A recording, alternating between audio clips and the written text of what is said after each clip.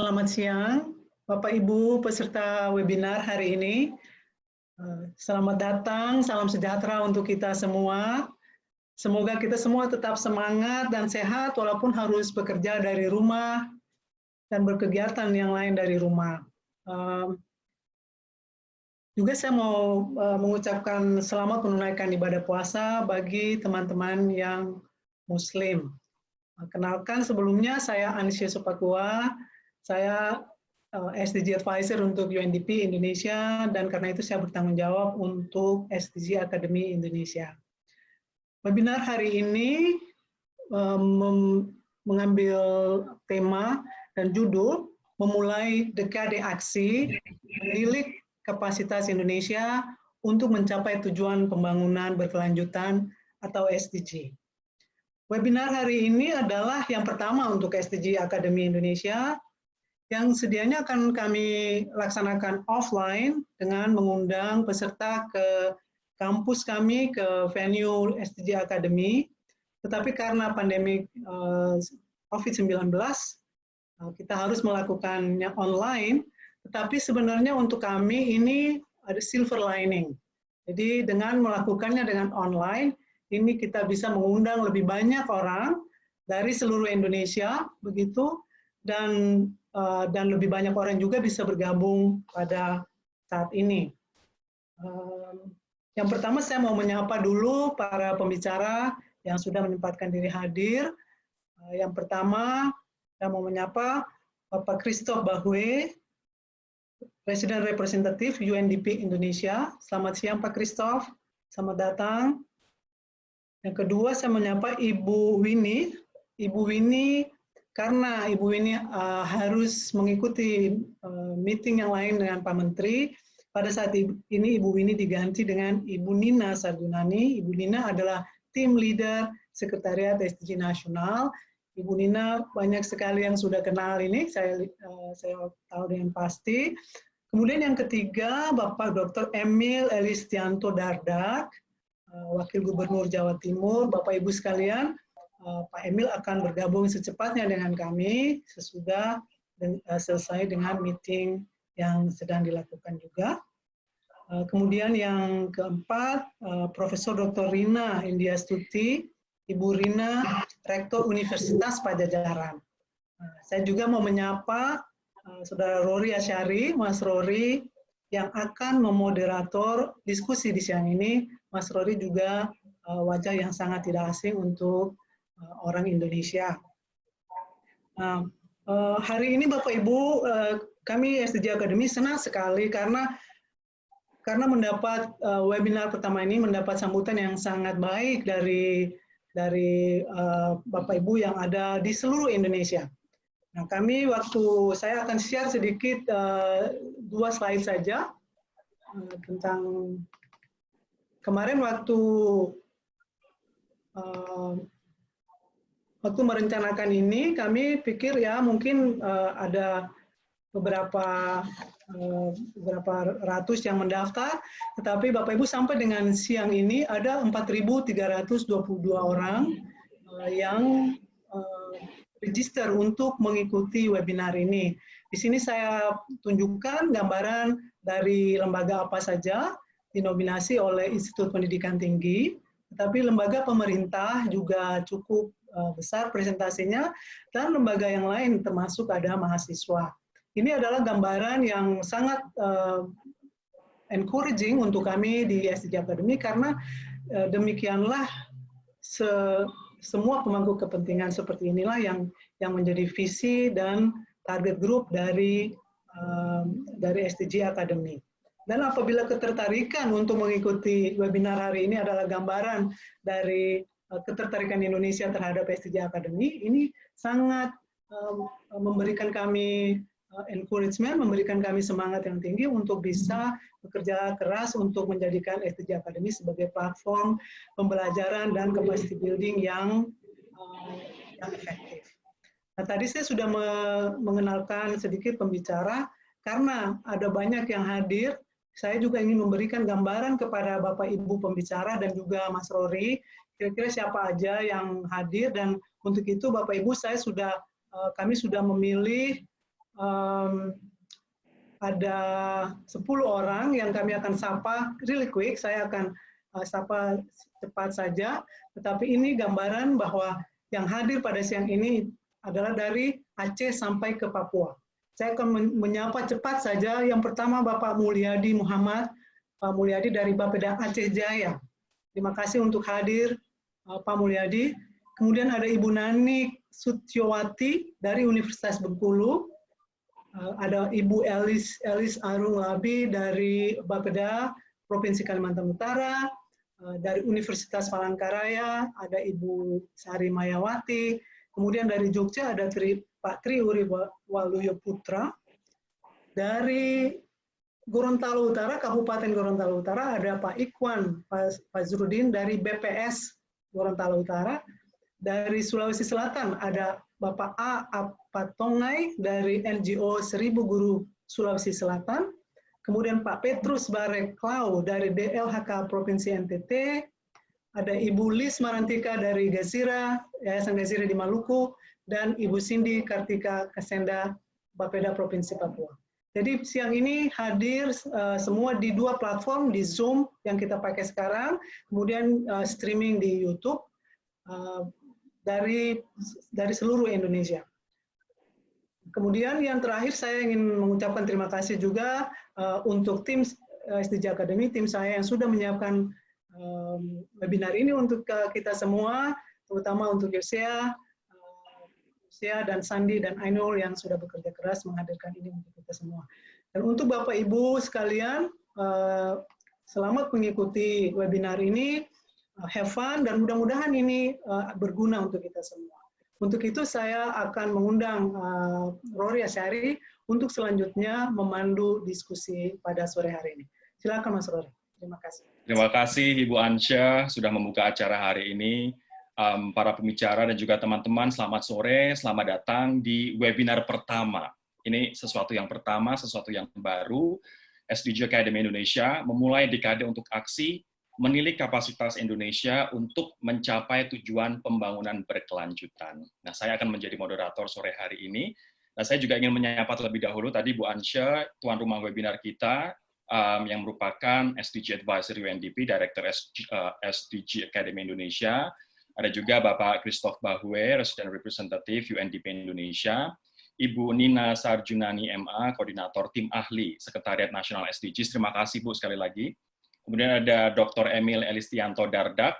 Saya akan panggil Mas Emil saja karena masih muda, Wakil Gubernur Jawa Timur. Selamat datang Mas Emil, terima kasih waktunya. Kemudian Profesor Dr. Rina Indiastuti, Rektor Universitas Padjadjaran Bandung. Prof. Rina, terima kasih sekali lagi sudah bergabung bersama kami. Nah, selamat sore juga untuk teman-teman semua peserta yang mengikuti webinar ini melalui Zoom ataupun streaming di YouTube SDG Academy Indonesia. Tadi dari informasi yang disampaikan oleh Ibu Ansya, yang pengen gabung banyak banget, 4.400 lebih peserta. Tapi karena Zoom hanya memuat maksimal 500 peserta atau partisipan, mohon teman-teman yang belum kebagian slot atau tempat, dapat mengikuti webinar ini melalui streaming di YouTube SDG Academy Indonesia. Sama-sama kita bisa belajar melalui 2 platform tersebut. Nah, saya ingin menyinggung sedikit soal SDG Academy untuk memberikan konteks begitu bagi teman-teman yang mungkin seperti saya juga belum terlalu fasih atau belum terlalu dalam memahami apa itu SDG Academy Indonesia. Nah, SDG Academy Indonesia, teman-teman, lahir pada bulan Oktober 2019 lalu berkat kerjasama UNDP Indonesia, Tanoto Foundation, dan Bappenas Republik Indonesia.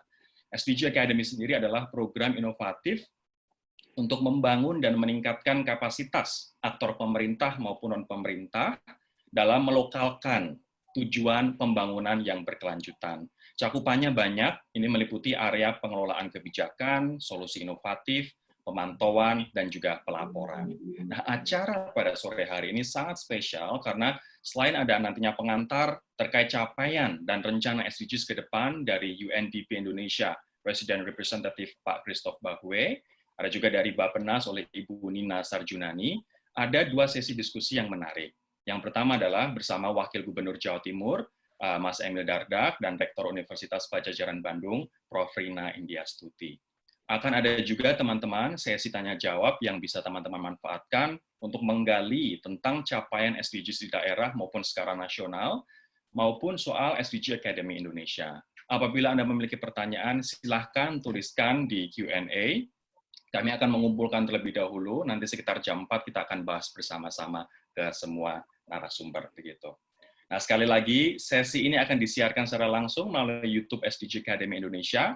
Linknya ada di dalam kolom chat untuk dapat teman-teman bagikan ke mereka yang tidak mendapatkan slot. Jadi mereka tetap bisa mendapatkan manfaat dan juga ilmu yang sama yang kita serap sore hari ini.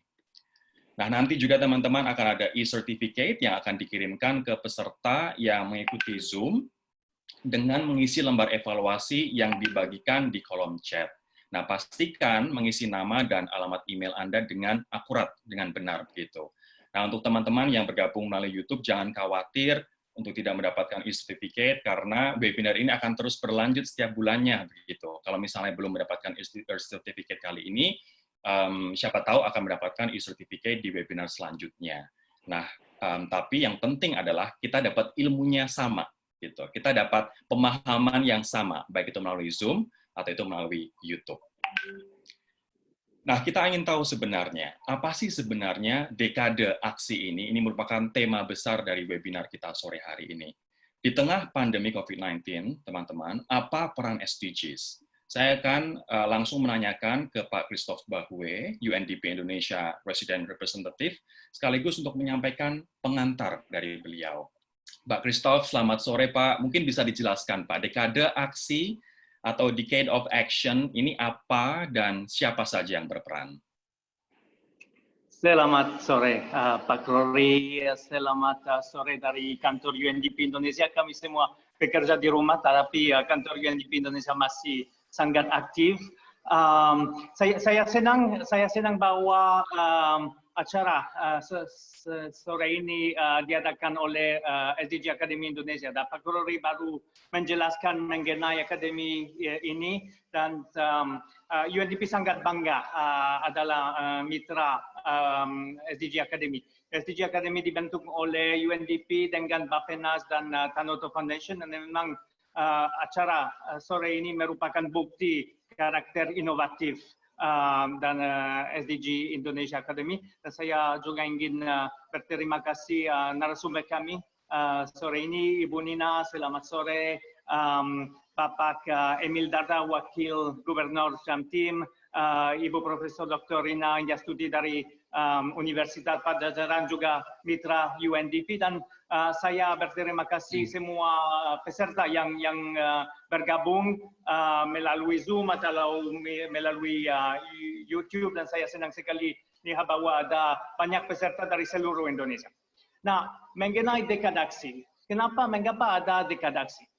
Ini karena sudah lewat 5 tahun setelah SDG atau Tujuan Pembangunan Berkelanjutan dan Agenda 2030 diadopsi oleh semua negara anggota Perserikatan Bangsa-Bangsa termasuk Indonesia. Sudah lewat 5 tahun dan tentu ada kemajuan. Misalnya di Indonesia banyak yang dicapai, ada belum cukup. Harus mempercepat kemajuan, harus mempercepat aksi-aksi kita untuk mencapai NDC. Untuk ini masih tersisa 10 tahun, jadi 1 dekade. Dan ini artinya dekade aksi, masih kita semua punya 10 tahun untuk ambil langkah, untuk ambil tindakan dan mencapai SDG di Indonesia dan di dunia. Dan artinya juga adalah bahwa ini bukan hanya lanjutkan dengan yang sudah dilakukan. Dekade aksi juga ada di mana ada pesan untuk mencari solusi inovatif. Solusi baru yang bisa mempercepat proses pembangunan yang bisa bermanfaat untuk semua orang di Indonesia. Bahkan orang-orang yang terpencil, supaya memang tidak ada orang yang tertinggal. Ini juga adalah semangat kami untuk mendorong dekade aksi. Nah, tentu ada hubungannya dengan usaha di Indonesia, usaha pemerintah, Bappenas, SDG Sekretariat, usaha pemerintah daerah, dan banyak mitra, karena di Indonesia ada gerakan yang sangat kuat untuk SDG. Dari banyak mitra, pemangku kepentingan, masyarakat sivil, akademisi seperti universitas, sektor swasta. Jadi ada dasar yang kuat untuk dekad aksi ini, tapi kami bersama harus mendorong lebih kuat. Mungkin khususnya di tingkat lokal, karena dekad aksi membutuhkan aksi di tingkat lokal. Ini sangat penting kalau kita memang mau mencapai SDG. Di Indonesia ada beberapa contoh yang sangat baik, misalnya di Riau, di mana UNDP bekerja dengan dukungan dari Tandoto Foundation, bekerja sama dengan pemerintah lokal, pemerintah daerah, provinsi, dan kabupaten untuk mendorong untuk mencapai SDG. Tapi kami diperlukan lebih aksi di tingkat lokal. Ini juga adalah satu pesan tentang dekad aksi. Dan pesan terakhir, satu hal lagi adalah sekarang COVID-19 merupakan tantangan luar biasa untuk seluruh dunia, untuk Indonesia. Ini adalah tekanan yang sangat kuat untuk sistem kesehatan. Ada banyak akibat dampak yang sangat kuat untuk masyarakat. Dan sekarang ada kekhawatiran bahwa setelah pandemi, proses pemulihan akan berfokus hanya kepada ekonomi. Ini risiko yang tinggi karena kalau ini ada menjadi kesalahan yang besar. Dekad aksi untuk kita semua ingat bahwa SDG semakin penting setelah pandemi untuk melindungi masyarakat, untuk perlindungan lingkungan. Karena 3 dimensi, sosial, ekonomi, dan lingkungan, semakin penting untuk menghindari pandemi muncul lagi, pandemi lainnya, untuk melindungi masyarakat. Jadi dalam proses perencanaan, dalam proses anggaran, untuk mempersiapkan proses pembangunan di masa depan, dekad aksi adalah memang satu periode 10 tahun untuk mencapai SDG dan untuk membangun masa depan yang berkelanjutan untuk masyarakat Indonesia. Ini juga adalah hubungannya antara dekad aksi dan masa depan Indonesia. Mungkin begitu Pak Ruri untuk jawaban pertanyaan ini. Baik Pak Christoph, mungkin saya akan satu pertanyaan singkat saja Pak. Tadi sudah dijawab bagaimana selepas pandemi ini kita memastikan bahwa pembangunan di Indonesia yang berkelanjutan tetap bisa tercapai.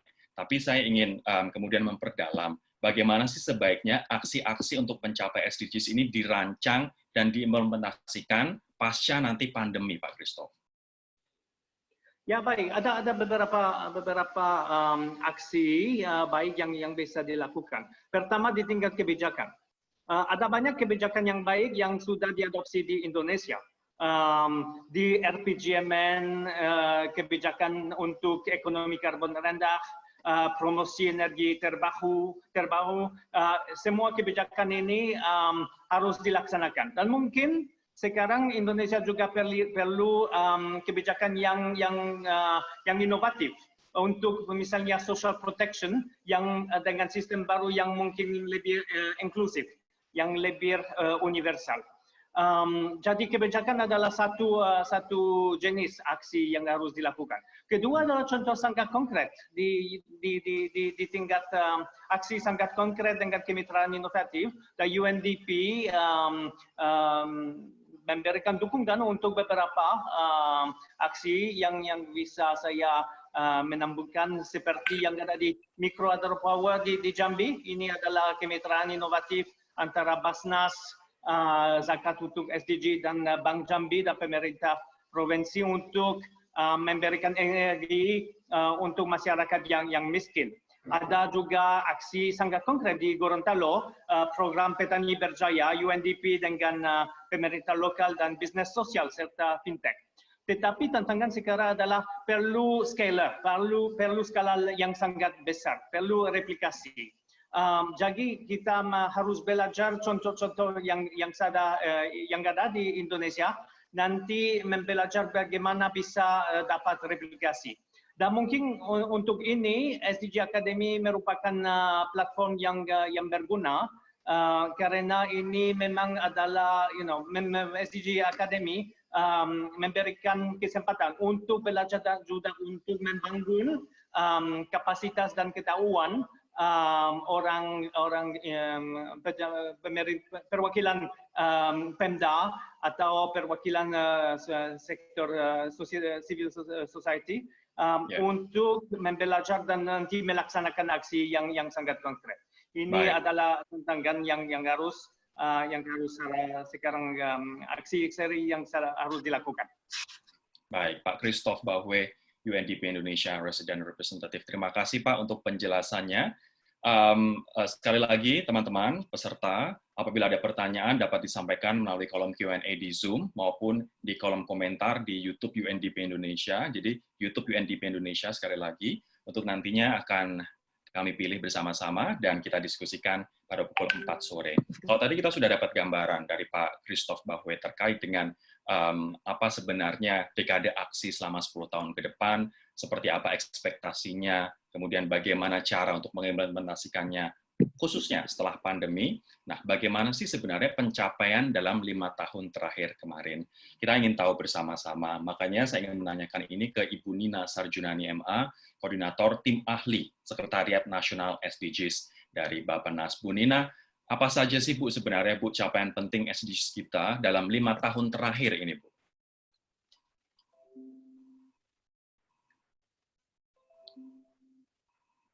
Assalamualaikum warahmatullahi wabarakatuh. Selamat sore dan salam sejahtera bagi kita semua. Terima kasih atas kesempatan yang diberikan bagi kami untuk menyampaikan apa saja sebetulnya yang sudah dicapai dalam pelaksanaan SDGs dalam 5 tahun ini.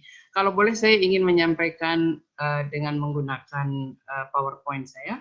Saya mohon izin untuk bisa menggunakan PowerPoint. Ada beberapa, barangkali saya akan cepat saja menyampaikannya. Jadi ada 4 hal yang ingin saya sampaikan. Ini mudah-mudahan sudah melebihi pertanyaan yang nantinya akan disampaikan ya. Jadi yang pertama saya slide saja. Slide berikutnya. Nah ini. Jadi kita memang di dalam melaksanakan SDG selalu harus ingat bahwa Presiden memberikan amanat khusus untuk pelaksanaan ini pada tahun 2017. Dan hal pertama yang beliau sampaikan bahwa SDGs ini merupakan pelaksanaan pembangunan yang bersifat inklusif. Jadi ini yang pertama. Tidak hanya pemerintah yang melaksanakan, tetapi juga non-state actors yang terdiri dari bisnis dan filantropi, CSOs, dunia akademi, dan juga media massa sebetulnya, termasuk di dalamnya adalah parlemen dan auditor.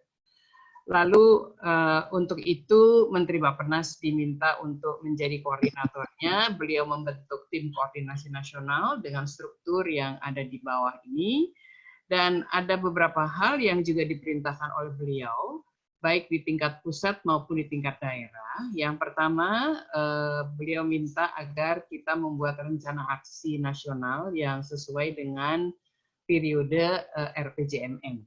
Jadi RPJMN yang lalu sudah selesai, kita akan segera masuk dalam periode berikutnya. Tetapi tidak hanya begitu, rencana aksi daerah di semua provinsi pun juga diperintahkan oleh beliau untuk dirumuskan sesuai dengan periodisasi kerja para gubernur dan wakil gubernur. Kemudian yang seringkali menjadi pertanyaan, apakah kemudian kabupaten kota juga harus membuat atau tidak? Harus, tetap harus membuat, tetapi tidak harus menyusun situational analysis dan yang lain sebagainya, tetapi yang penting gubernur yang diminta sebagai wakil pemerintah pusat. Jadi kebetulan di sini ada Pak Wakil Gubernur Jawa Timur. Jadi dalam hal ini Pak Wagub dan Ibu Gubernur diposisikan sebagai wakil pemerintah pusat, sehingga dengan demikian koordinasi yang dilakukan pada tingkat provinsi akan meliputi tidak hanya tugas dan fungsi yang ditetapkan oleh undang-undang pemerintah daerah di provinsi, tapi juga untuk mengkoordinasikan kabupaten dan kota. Sehingga dengan demikian rencana aksi daerah di tiap provinsi merupakan rencana aksi daerah yang sangat komprehensif, meliputi 17 goals. Dan kemudian kita juga harus melakukan monitoring dan evaluasi atas rencana aksi itu, baik itu rencana aksi nasional maupun daerah. Dan yang lebih penting, bagaimana kita mencapai 2030. Dirumuskan pada waktu itu dalam keadaan normal yang lama. Jadi nanti saya akan masuk ke sana. Slide berikutnya, kalau boleh kita akan masuk bagaimana kita kemudian mencoba melocalizing SDGs. Tadi Pak Christoph menyampaikan dekade aksi dalam 10 tahun terakhir untuk mencapai 2030 harus kita kejar dengan berbagai macam aksi. Kita sudah melakukan mainstreaming di 5 tahun sebelumnya. 5 tahun yang akan datang kita juga sudah melakukan mainstreaming di dalam RPJMN dan jumlah targetnya makin banyak, tidak hanya 94 di masa lalu di 2015-2019, tapi sekarang sudah bisa menjadi 118 target dari 169 target SDGs.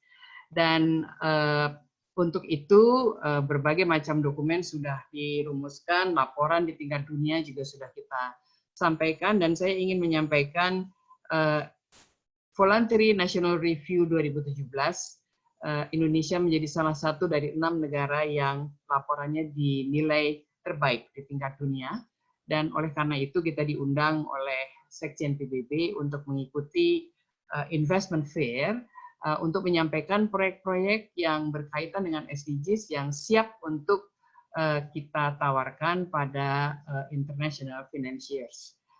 Itu di New York pada tahun 2019. Voluntary National Review 2019 juga kita sampaikan ke PBB, dan Goal 16 khususnya, Goal 16 mendapatkan apresiasi karena Goal 16 ini one of the sexiest goal. Di tingkat dunia, orang semua ingin tahu Goal 16 ini apa saja yang terjadi di Indonesia, karena berkaitan dengan bagaimana kita melibatkan masyarakat di sana. Goal kita, laporan Goal 16 adalah salah satu yang dinilai terbaik sedunia. Jadi ini slide berikutnya, kalau boleh saya, meskipun pertanyaannya 5 tahun sebelumnya, tapi saya ingin menyampaikan dulu bahwa SDGs ini terus kita laksanakan. Di dalam RPJMN ke-17 goal ini bisa kita petakan di 7 agenda nasional, mulai dari SDM berkualitas dan berdaya saing, karakter bangsa, ketahanan ekonomi untuk pertumbuhan berkualitas, pengembangan wilayah ya, untuk pemerataan infrastruktur, stabilitas politik, hukum, dan HANKAM, dan transformasi pelayanan publik, serta lingkungan hidup dan ketahanan bencana. Jadi ke-17 goal itu dapat kita petakan di sini. Lalu kita juga bisa melihat bagaimana fokus-fokusnya pada slide berikutnya. Bagaimana ini, slide berikutnya, ini. Jadi ke-17 goal itu dapat kita petakan di fokus pembangunan manusia, goal apa saja, fokus ekonomi, fokus pembangunan kewilayahan, infrastruktur, pembangunan hukum, pertahanan, dan keamanan. Dan yang penting sebetulnya tidak hanya itu, di dalam kaidah-kaidah pelaksanaan dia juga masuk mainstreaming, apalagi SDGs sungguh mewarnai RPJMN 2020-2024 dalam upaya untuk mencapai visi 2045 Indonesia Emas yang berdaulat, maju, adil, dan makmur.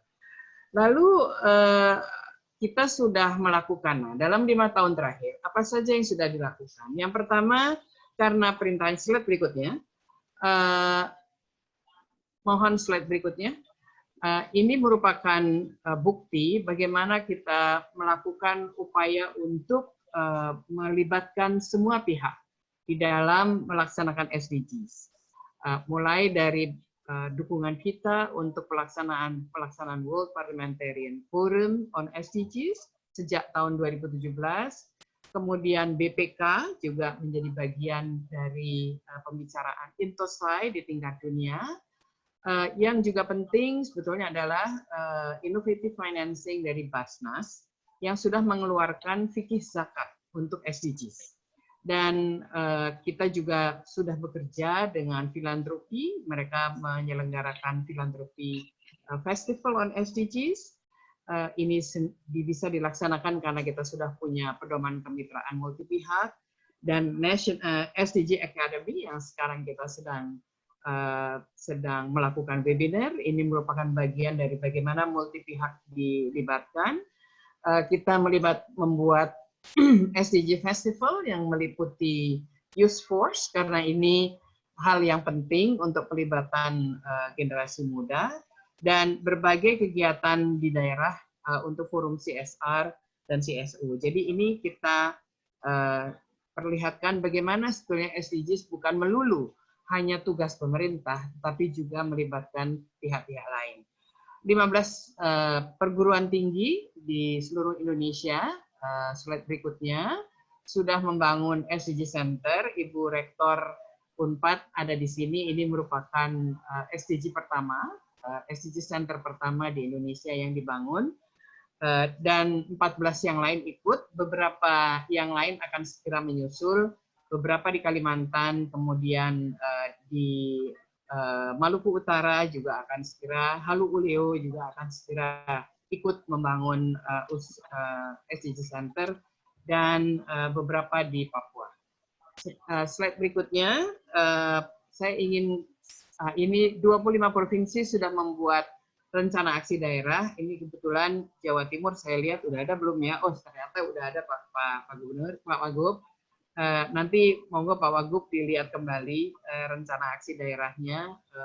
Apalagi nanti kita perlu menyesuaikan diri dengan pasca COVID-19. Mudah-mudahan Tuhan segera menganugerahkan vaksin buat kita semua sehingga kita bisa segera memasuki kehidupan normal yang baru. Nah, yang penting slide berikutnya, bagaimana kemudian rencana aksi nasional, rencana aksi daerah itu dipantau dan dievaluasi dan dilaporkan. Jadi mekanisme ini sudah kita buat, dan ini untuk pemerintah kita menurunkan dari peraturan pemerintah yang berkaitan dengan monitoring dan evaluasi, baik untuk pemerintah daerah maupun pemerintah pusat. Lalu untuk non-pemerintah, karena keterlibatan mereka bersifat voluntary, maka cara mereka menilai juga harus bersifat self-assessment. Pelaporan-pelaporan, slide berikutnya, ini banyak sekali yang sudah dilakukan. Slide berikutnya, ini pelaporan kita melakukan publikasi beberapa kali, kemudian sudah ada dashboard yang bisa diakses setiap saat. Saat ini dapat kami laporkan, kami sebetulnya sudah dalam tahap 90% jadi. Laporan 2019 per goal, executive summary dan seterusnya sudah lengkap. Tinggal lagi nanti diluncurkan oleh Pak Menteri di dalam rapat tim koordinasi nasional. Mudah-mudahan nanti setelah Lebaran beliau berkesempatan untuk memimpin sendiri, baik itu nanti secara virtual, mudah-mudahan secara virtual, sehingga dengan demikian yang bisa ikut bisa lebih banyak. Untuk kita konsultasikan terlebih dahulu, agar kemudian laporan itu sungguh menjadi sebuah laporan yang kita miliki bersama. Nah, capaiannya saya akan lihat beberapa saja. Ini mohon maaf, ini adalah capaian. Slide berikutnya, capaian yang kita pakai sampai dengan tahun 2019. Angka kemiskinan bisa turun menjadi kurang dari 10%. Nah, ini mudah-mudahan angka ini nanti kita tunggu Susenas 2020 bulan Maret sudah selesai. Kita nanti akan lihat bagaimana pergerakannya. sebelum COVID itu 9,22 dan setelah COVID nanti seperti apa pada bulan Maret. Nah, challenge yang terbesar sebetulnya adalah slide sebelumnya kalau boleh. Challenge yang terbesar sebetulnya adalah bagaimana kita mencapai chronic poverty atau the hardcore dari poverty ini. Dan kalau kita bicara mengenai 9,22% itu kelihatannya kecil, tapi in absolute term jumlahnya besar sekali, masih puluhan juta sebetulnya ada di sana. Lalu kalau kita lihat kesehatan misalnya di goal 3, capaian angka kematian balita, angka balita dan angka kematian neonatal itu memang terus turun. Tapi target ini kalau kita lihat bagaimana dikaitkan dengan roadmap masih belum tercapai sebetulnya. Nah, mudah-mudahan dengan COVID ini tidak ada gangguan sehingga kita sudah masuk ke dalam track dari roadmap itu sendiri. Kemudian ya, waktu ini, kita tinggal 2 menit, Bu. Ya, silakan.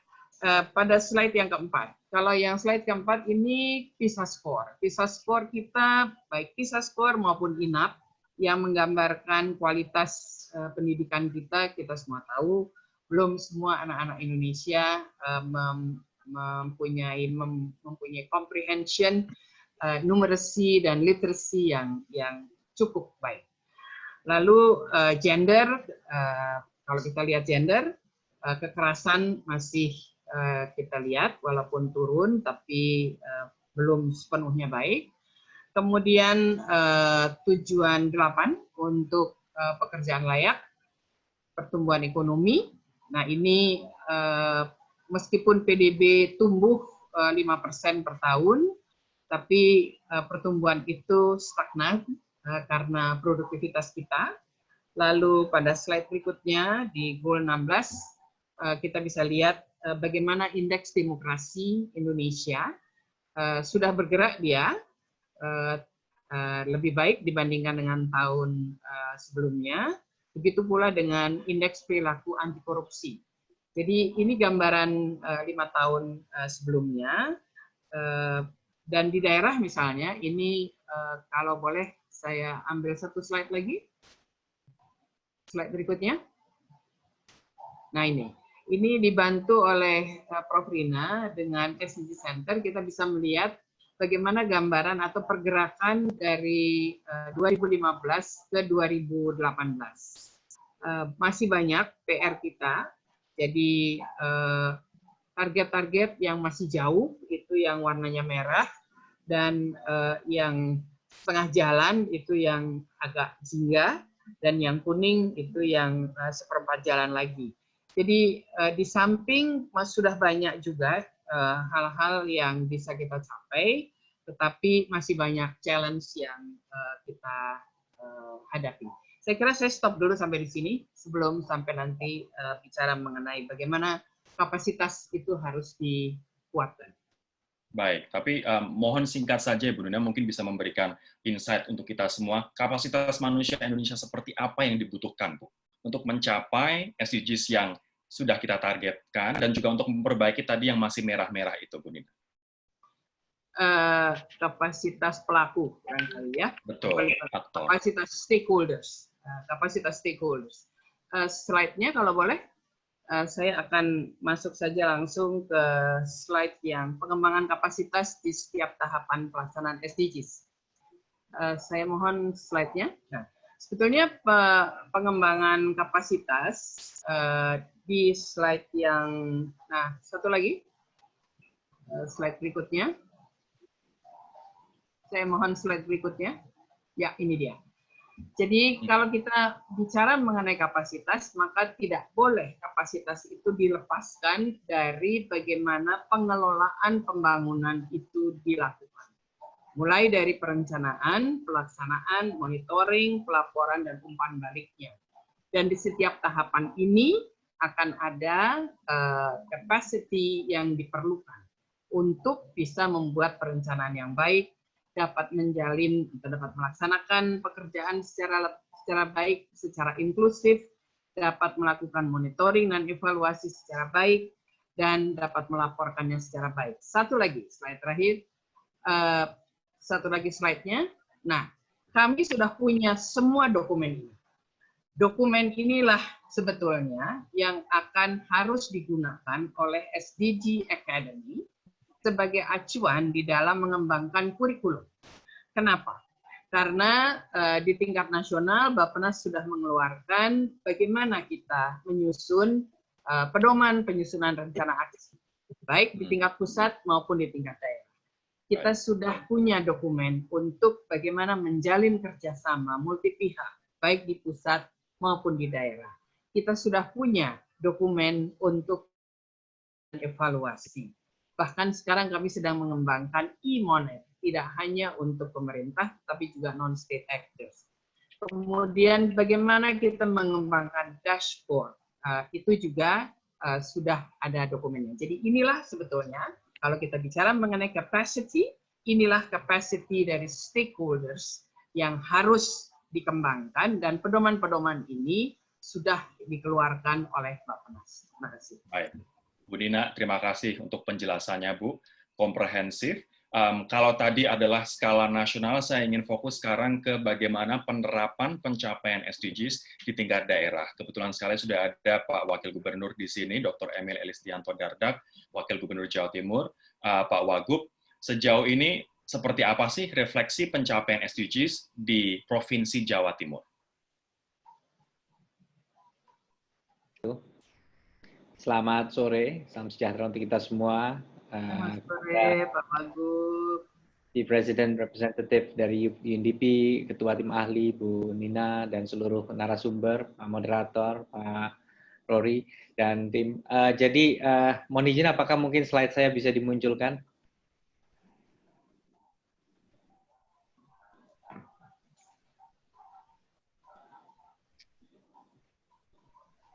Baik, kalau bisa di slideshow, mungkin kita ke slide berikutnya. Kita skip saja karena semua di sini sudah lebih tahu apa itu transformasi MDG ke SDG. Jadi ada 241 indikator, ya, 241, dan kemudian prinsipnya tadi kita tetap no one left behind, itu menjadi sangat penting, artinya harus seinklusif mungkin. Kemudian lanjut. Ya, ini adalah pilar-pilarnya, social, economic, kemudian juga lingkungan, kemudian juga ada hukum dan tata kelola, ini goal 16. Jadi ini kalau di total ada 77 tambah 71, 148, tambah 70 kali lagi, ini ada 210, 218 tambah 23, jadi 221, 240-an indikator.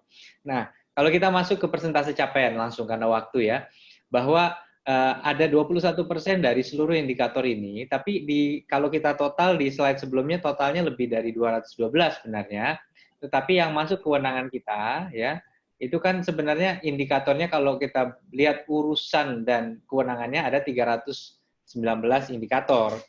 Tetapi berdasarkan Perpres 59 yang menjadi kewenangan provinsi adalah 235 indikator. Dan indikator Sustainable Development Goals yang jadi kewenangan di Jawa Timur ada 212. Nah, 212 ini kita coba mapping. 21% indikatornya sudah kita laksanakan dan mencapai target nasional. Maaf, bisa kembali lagi dulu. Kemudian ke slide sebelumnya, ya biar lebih mudah visualisasinya. Lalu yang belum mencapai, walaupun kita sudah melaksanakan ini ada 23%. Lalu yang agak besar ini, 32% ini datanya kita agak kesulitan untuk collect, dan 24% ini kita ada datanya tapi sebenarnya target belum kita tetapkan. Ya, jadi ini agak beda. Yang satu yang abu-abu datanya nggak ada, yang 24% atau yang orange ini datanya ada tapi kita belum menetapkan target. Nah, ini adalah rekap dari KLHS yang tentunya menjadi PR kami dengan guidance dari SDG center yang ada di pusat. Lanjut. Nah, ini kalau kita breakdown ke slide berikutnya, ini kita sudah breakdown berdasarkan jumlah indikator yang ada di masing-masing tujuan. Jadi tadi ada 51 indikator yang datanya ada tapi belum ada target daerah. 68 kita masih kesulitan data. Begitu. Jadi relatif agak kecil yang sudah mencapai target nasional dan dilaksanakan, dan yang sudah sama dilaksanakan baik yang mencapai maupun belum mencapai dari total seluruh tujuan ini ada 93 itu juga masih minoritas karena totalnya yang menjadi kewenangan provinsi 212. Lanjut, tadi disampaikan oleh Ibu Nina bahwa kita sudah memiliki RAD, Rencana Aksi Daerah untuk Sustainable Development Goals, yang tentunya harus menjadi rujukan kita dalam merancang program prioritas ke depannya. Lanjut. Nah, kita juga sudah punya bukan hanya RAD, tetapi juga ada tim koordinasi terhadap rencana aksi daerah tersebut. Lanjut. Nah, kami ingin melakukan refleksi terhadap apa pencapaian kita. Jadi pada saat saya dan Bu Khofifah dipilih sebagai gubernur dan wakil gubernur, kita menyusun RPJMD dan menentukan apa yang menjadi indikator kinerja utama kami. Yang pertama, kita tentunya fokus kepada Human Development Index, indeks pembangunan manusia. Dan ini ada 3 kategori, yaitu indeks pendidikan, kesehatan, dan indeks daya beli.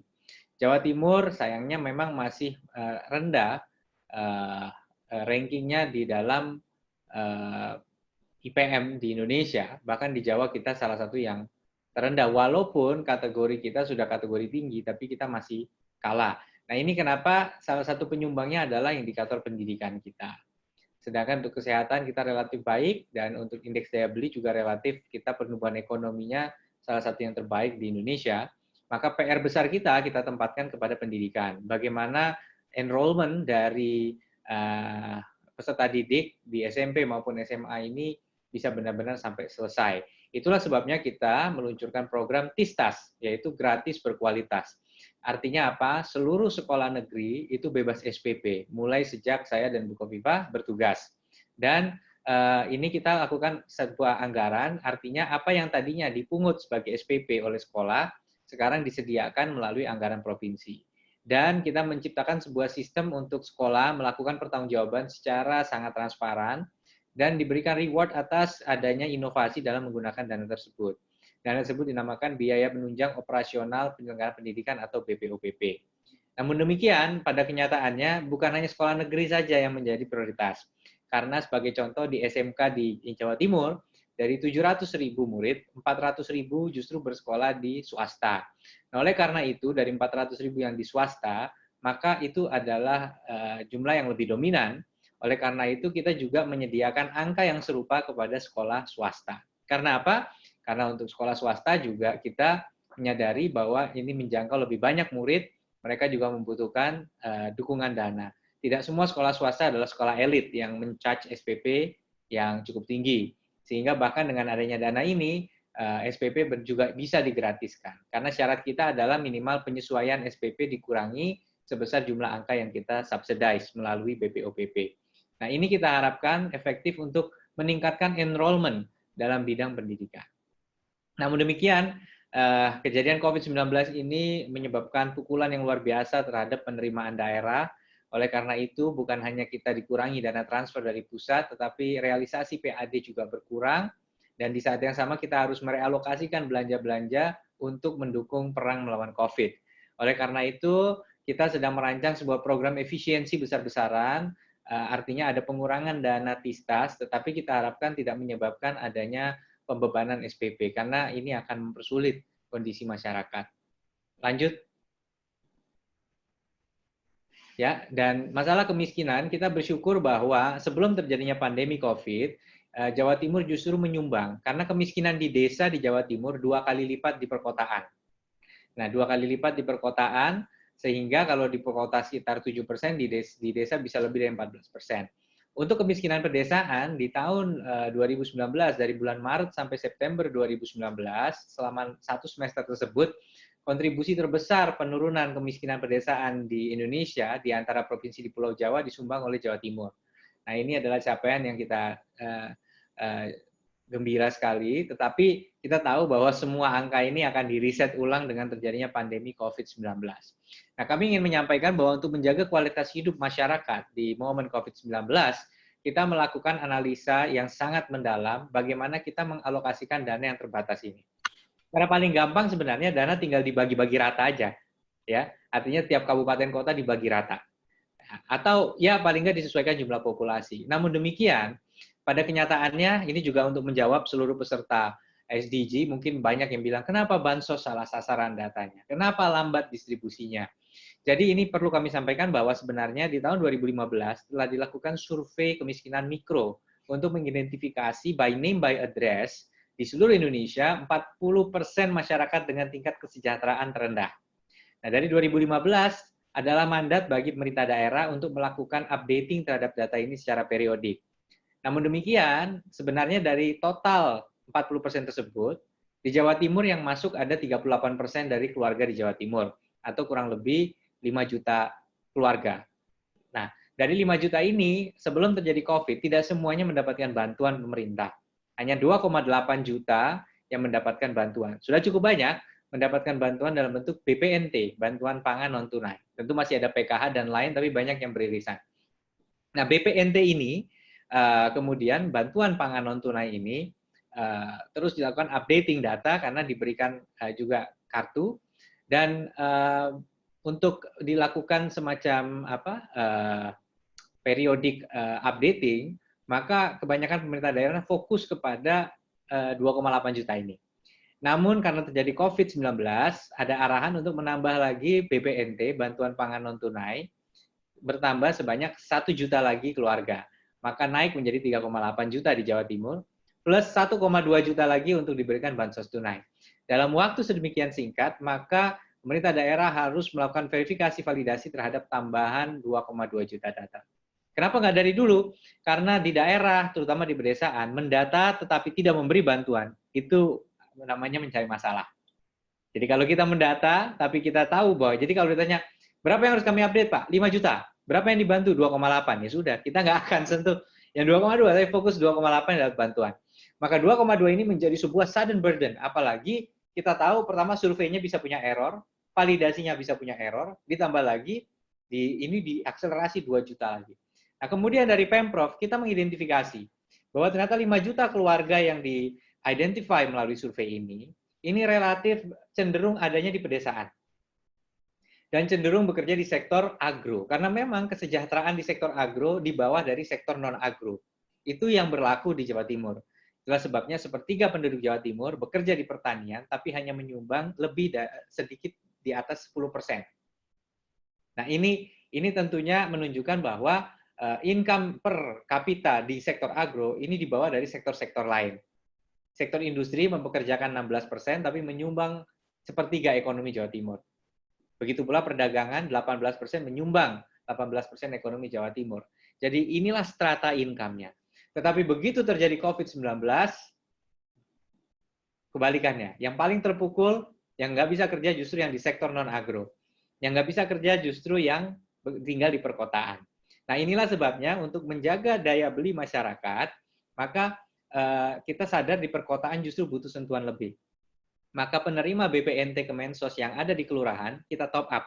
Kartunya kita tambah saldo 50%, sehingga mereka yang terpukul karena mata pencarian mati total, kalau di desa dia masih bisa ke sawah.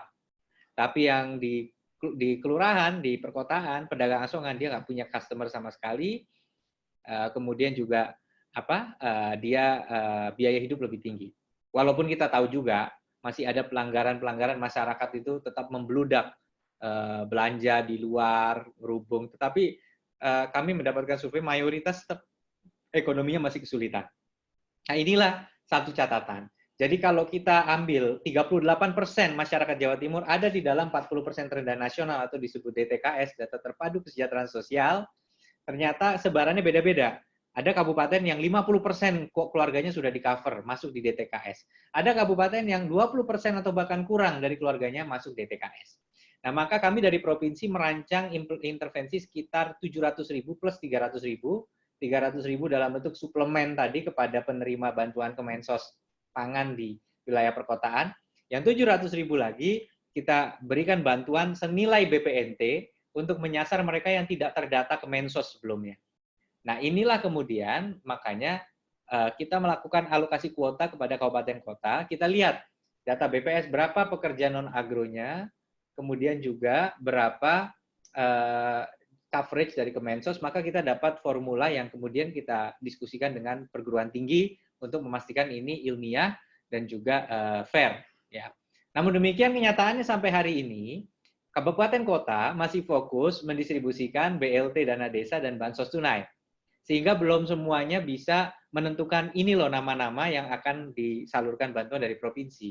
Karena kita sadar kalau provinsi menentukan penerima sendiri, kemudian bupati wali kota menentukan sendiri, ini bisa tumpang tindih. Maka kita sepakat semua satu pintu melalui bupati wali kota. Nah ini harapannya kalau ini efektif, maka tingkat kemiskinan ada 5 juta keluarga yang ada di dalam kesejahteraan terhadap 40% nasional, kita estimasi berdasarkan analisa ada tambahan 1,825 juta keluarga lagi yang membutuhkan bantuan. Sehingga dari total KK di Jawa Timur ada 13 juta, maka keluarga yang ekonominya rentan, ini kalau kita total bisa mencapai, saya ulangi sekitar 5,1 ditambah 1825 sekitar 6925 atau 7 juta. Ada 13 juta keluarga, maka sekitar 54% keluarga di Jawa Timur akan mengalami kerentanan ekonomi. Dan angka ini bisa saja naik melihat perkembangan ekonomi yang semakin sulit ke depannya. Lanjut, kemudian kalau kita bicara mengenai kondisi ketenaga kerjaan, juga kita melihat PHK yang cukup signifikan, ini juga akan mempengaruhi pengangguran. Nah inilah sebabnya kemudian indikator kita dari sisi penciptaan lapangan kerja, kita berusaha untuk mendorong adanya peningkatan investasi, namun investasi ini juga menjadi semakin sulit dengan kondisi ekonomi yang seperti ini. Jadi tantangan di Jawa Timur, upah minimum ya yang mempekerjakan banyak orang di sektor industri, ini di daerah Surabaya, Sidoarjo, Gresik, Mojokerto, Pasuruan, besarnya hampir sama dengan Jabodetabek.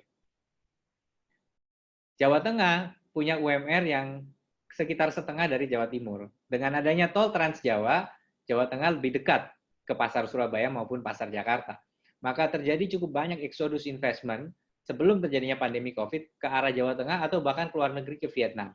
Nah inilah sebabnya kita sebenarnya merancang program area industri padat karya di titik-titik yang sudah tersambung tol, tapi UMR-nya masih lebih kompetitif. Pak Wagub, ya. Waktu kita tinggal 2 menit Pak Wagub, dan ada beberapa pertanyaan yang mesti dipertanyakan, mohon untuk dipersingkat ya. Baik, terima kasih. Jadi itu sedikit situasinya terkait ekonominya. Lanjut, kita kemudian masuk ke gender, relatively achievement-nya cukup baik, walaupun kejadian pernikahan dini masih banyak terjadi di beberapa kawasan. Orang tua punya anak perempuan, rasanya nggak tenang kalau belum dinikahkan, bahkan lulus SMP aja suruh nikah. Nah ini masih menjadi problem. Kita mencoba benar-benar mengenforce ini supaya tidak diterapkan terjadi. Lanjut lagi. Kita skip saja, kita menerapkan indeks pembangunan wilayah supaya disparitas, Gini koefisien kita relatif baik. Lanjut, kesalehan sosial juga. Lanjut lagi.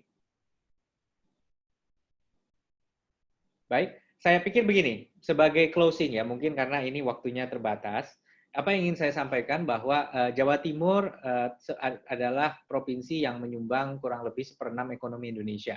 Dan kita juga menjadi tempat 1/5 sampai 1/4 perdagangan maupun perindustrian. Maka tentunya dengan adanya COVID-19 ini akan sangat penting bagaimana kita menyusun strategi SDG. Kita akan mengalami pukulan yang cukup besar dalam tingkat kemiskinan maupun juga employment. Dan inilah sebabnya kita berusaha untuk melakukan identifikasi apa sektor-sektor yang bisa menyesuaikan diri dengan the new normal di dalam COVID-19. Dan kita juga berharap bahwasannya kita bisa melakukan sebuah upaya yang meningkatkan efektivitas dari intervensi terhadap pencapaian SDG. Artinya tidak linear, anggaran semakin besar, cakupan semakin besar. Kita berharap bahwa ada teknologi, ada teknik untuk meningkatkan cakupan dari SDG. More is less, artinya kita achieving more, tapi actually we can do less dengan menggunakan teknologi. Kita bisa meningkatkan effectiveness dari anggaran yang kita alokasikan untuk penanganan SDG. Tapi one more final note, bahwa hampir semua daerah mengalami tsunami fiskal sekarang. Dan tsunami fiskal yang signifikan ini akan sangat berdampak kepada kemampuan pemerintah melakukan intervensi dalam SDG. Maka akan sangat diperlukan concerted effort untuk bisa tetap melakukan progres di dalam pencapaian SDG. Terima kasih. Pak Wagub, ada sejumlah pertanyaan sebenarnya. Jadi untuk mencapai tujuan apa yang sudah di-achieve oleh Provinsi Jawa Timur, banyak faktor yang play role, tapi salah satunya adalah kualitas SDM.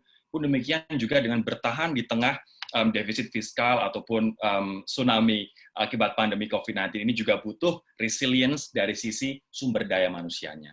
Nah, yang ingin kami tanyakan adalah, seperti apa sebenarnya program pengembangan kapasitas yang efektif dan dibutuhkan oleh tim di pemerintah daerah, Pak Wagub, agar semakin capable untuk mencapai tujuan-tujuan SDGs?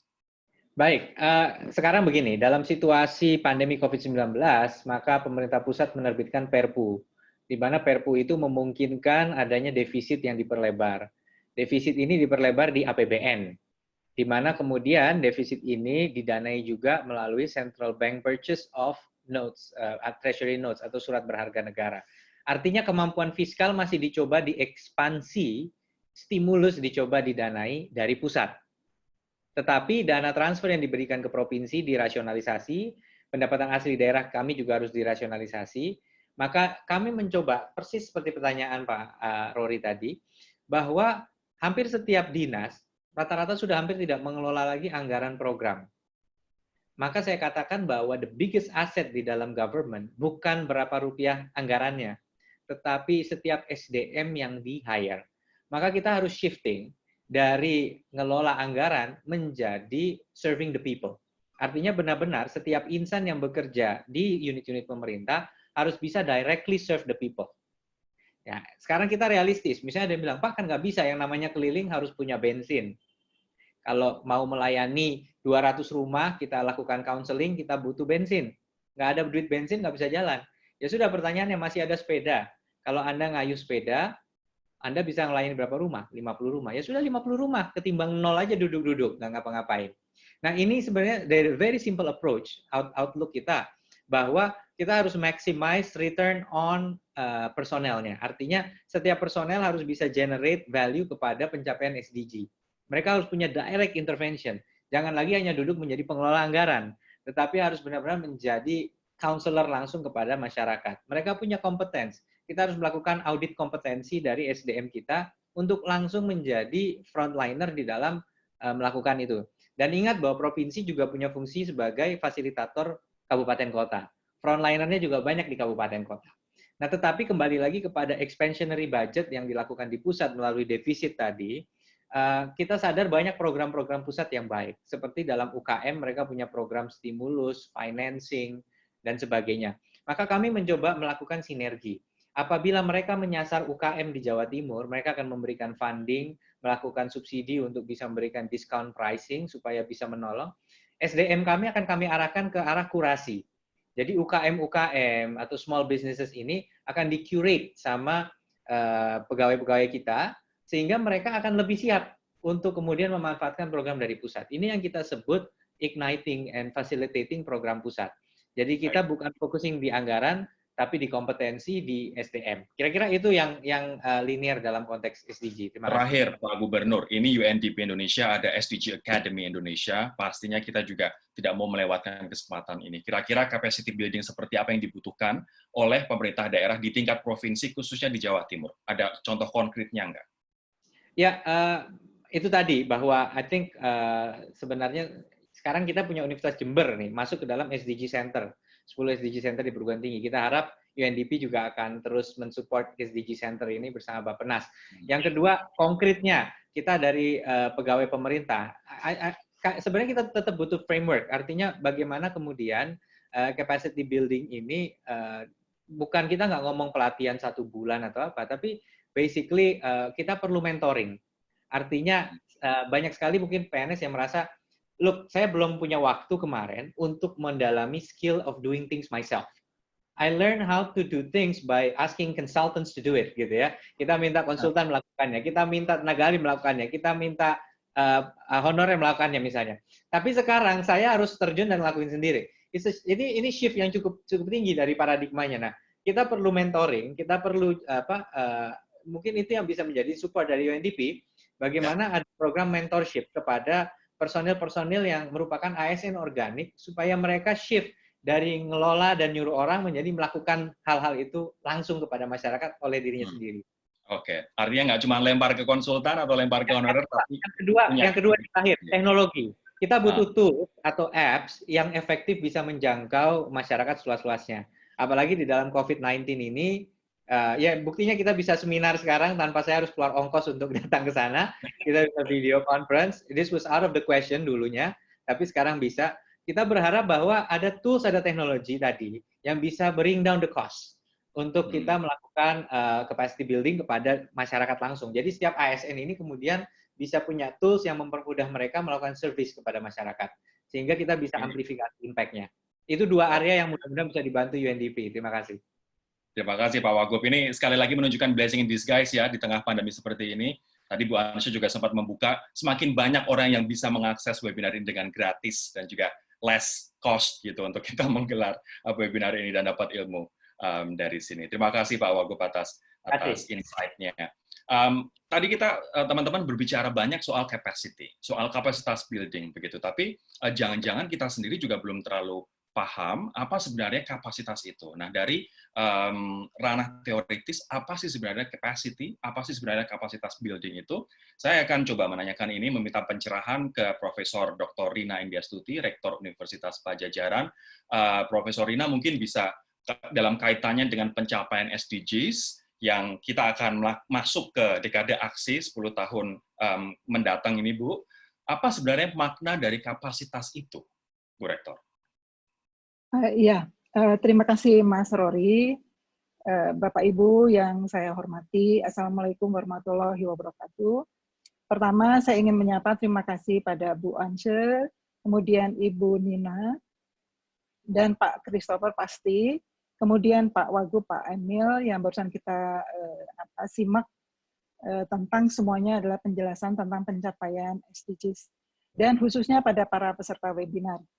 Jadi Mas Rory, izinkan saya juga bisa izin share materi, mohon dibantu Mbak Eka, tapi intinya sambil kita melihat slide ini, pada slide yang satu, kami dari UNPAD, saya ingin sampaikan bahwa menyikapi tentang SDGs ini, khusus pertanyaan Mas Rory tentang pengembangan kapasitas yang terkait dengan SDM, saya boleh sampaikan bahwa kapasitas sendiri itu sebetulnya merupakan kompetensi, kapabilitas, dan peranan. Siapa? Tentu peranan individu dan organisasi.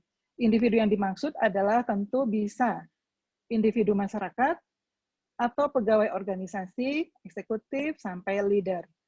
Nah, mengenai kapasitas itu sendiri yang tadi adalah dimensinya, ukuran adalah kompetensi, kapabilitas, dan peranan, itu bisa dikembangkan antara lain sebetulnya itu kita bisa melakukan pendekatan, katakan saja yang paling mudah. Kalau orang kampus akan suka dengan kata bahwa mari belajar. Bukan belajar teori saja, tetapi belajar kasus-kasus yang terjadi pada misalnya 17 aspek SDGs. Kemudian berikutnya adalah sampai terbentuk pengetahuan dan keahlian, dan kemudian harus secara berkala diupdate terus-menerus, sehingga kita akan punya kapasitas yang berkualitas, relevan, disertai tentu pembentukan karakter dan value. Itu adalah kurang lebih tentang kapasitas. Nah, izinkan saya sharing berikutnya. Kalau katakan saja diinginkan dalam pencapaian SDGs, tentu kapasitas itu terkait dengan tentu kita sepakat ya, aspek ekonomi, sosial, dan lingkungan. Namun dengan pandemi COVID-19, tentunya kita juga sadar bahwa itu tidak cukup, tetapi kita semua harus peduli dengan aspek kesehatan. Jadi di dalam pengembangannya nanti, apa yang kita bisa lakukan, maka kami tentu dan kita semua sepakatlah, education menjadi salah satu kegiatan penting di dalam peningkatan kapasitas. Kapasitas siapa? Tentu kapasitas stakeholder semua. di kampus mahasiswa itu adalah calon sebetulnya, calon apakah pegawai, calon eksekutif, calon leader, yang tentu harus secara sistematis dibekali pembekalan pendidikan. Dan kedua, sebetulnya kami sangat percaya peningkatan kapasitas itu juga dibentuk dari pengembangan iptek. Pengembangan iptek itu sendiri adalah harus dilakukan dengan dasar research. Temuan-temuan research merupakan pembentukan peningkatan kualitas iptek kita, dan itu menjadi daya talar siapapun dari SDM yang dalam tadi pembentukan peningkatan kapasitas tersebut. Yang berikutnya adalah sebetulnya kapasitas itu sendiri tidak lepas dari bagaimana dia berinteraksi dengan masyarakat. Dengan demikian social capital itu juga akan sangat menentukan pembentukan kapasitas. Dan tidak kalah penting adalah kreatif dan inovatif. Itu kira-kira yang dimaksud dengan peningkatan kapasitas di dalam pencapaian SDGs. Nah, pada slide berikutnya, selanjutnya, kapasitasnya sendiri kita mudah mengukurnya kalau di kampus. Jadi apa yang tadi saya sampaikan melalui pendidikan, kemudian pengembangan iptek sebagai referensi daripada peningkatan kapasitas, disertai dengan civic engagement dalam pemupukan social capital, kemudian juga kreatif inovatif, maka sebetulnya ukuran daripada dimensi kapasitas di dalam 4 unsur knowledge, karakter, skill, and value, itu ada di dalamnya ada beberapa kekuatan, misalnya adalah tentang intellectual abilities, analytical skills, problem solving skills, creativity and innovation, independent judgment, critical self-awareness, entrepreneurship, collaboration, communication skill, global citizenship, dan sustainability. Kalau itu semua kita pupuk dan kita bentuk, maka kemudian itulah menjadi kapasitas sejati yang diyakini bisa mempercepat pencapaian SDGs. Selanjutnya, pada slide berikutnya, bisa terus? Bisa selanjutnya? Ya. Kenapa penting kapasitas ini? Sebelumnya, Bu Eka.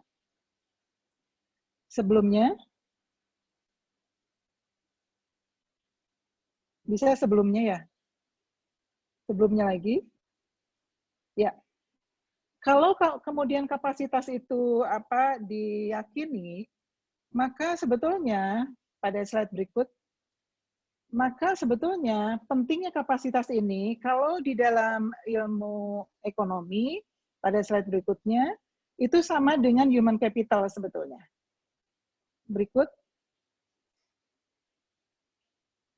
Selanjutnya bisa. Nah, human capital ini itu adalah penting sekali untuk menumbuhkan ekonomi. Dan selanjutnya, human capital dibantu dengan teknologi, penguasaan teknologi, dan knowledge tadi, serta disertai innovation, maka akan bisa membantu semua stakeholders di dalam membangun pertumbuhan ekonomi yang berkualitas. Berkualitas dalam arti kata apa? Memberikan perhatian pada dimensi ekonomi, sosial, dan lingkungan itu sendiri secara balance. Perguruan tinggi berperan untuk itu. Nah, di UNPAD sendiri, apa yang dilakukan, prakteknya adalah kami memiliki SDGs Center. Bu Nina tadi sudah sampaikan bahwa UNPAD adalah perguruan tinggi pertama yang memiliki SDGs Center. Beruntung kami dinahodai oleh SDM yang punya kapasitas tadi. Pernah ketuanya adalah Profesor Armida Alisabana, kemudian di situ juga ada Profesor Arif Ansori, kemudian sekarang Profesor Susi Ana. Mereka adalah memang SDM yang membuktikan bahwa dengan kapasitas yang baik, maka suatu kegiatan apapun itu akan bisa dilaksanakan achieve gitu, artinya mencapai target yang diharapkan. SDGs Center UNPAD telah berkolaborasi dengan berbagai institusi, baik perguruan tinggi ataupun institusi penelitian, bahkan NGO, pemerintahan sudah pasti di dalam dan di luar negeri. Beberapa hal yang sudah dilakukan, di antaranya adalah tentang baseline studies, kemudian public finance management, SDGs interlinkages, kemudian action and plans and roadmap, dan kemudian juga kerap membantu bekerja sama dengan Bappenas untuk melakukan monitoring. Nah, ini membuktikan bahwa sebetulnya kolaborasi, kemudian juga kapasitas SDM, kemudian dibantu dengan kolaborasi dalam hal research tadi, menemukan temuan-temuan riset untuk meyakini bahwa dengan IPTEC kita bisa melakukan action dengan baik, membuat policy dengan baik, dan mengarahkan pada semua stakeholders untuk berjalan ke arah tujuan sesuai target SDGs. Slide berikutnya. Selanjutnya, pada slide berikutnya, ini adalah kalau bagaimana dengan Indonesia. Menurut hasil studi yang dilakukan SDG Center, maka Indonesia memang mempunyai tantangan yang cukup besar.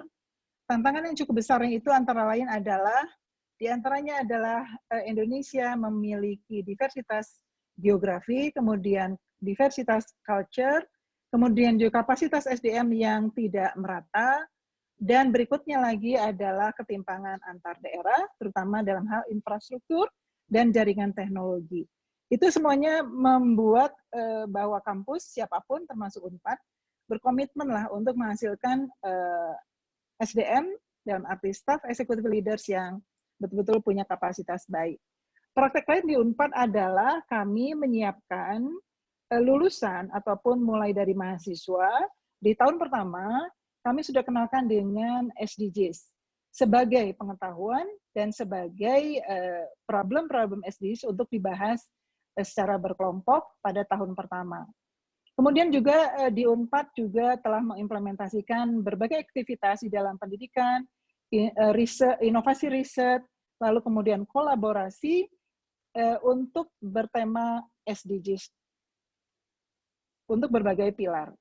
Dan kemudian kami pun memiliki program, yaitu KKN dengan tema-tema khusus, misalnya adalah tema Citarum, itu adalah berkaitan dengan bagaimana memelihara lingkungan, kemudian juga tema tentang pemberdayaan masyarakat, bahkan tema entrepreneurship untuk mengurangi kemiskinan yang sudah kami praktekkan berkolaborasi erat dengan Kabupaten Sumedang, khususnya adalah berbagai kecamatan di lingkungan kampus.